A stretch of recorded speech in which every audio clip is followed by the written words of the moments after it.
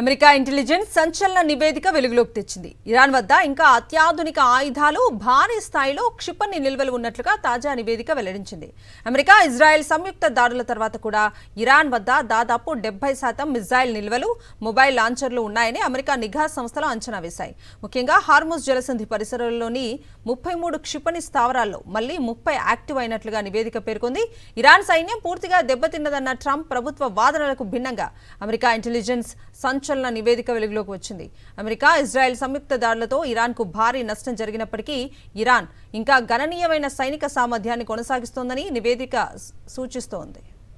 America intelligence సంచలన నివేదిక వెలుగులోకి తెచ్చింది. ఇరాన్ వద్ద ఇంకా అత్యాధునిక ఆయుధాలు, భారీ స్థాయిలో క్షిపణి నిల్వలు ఉన్నట్లుగా తాజా నివేదిక వెల్లడించింది.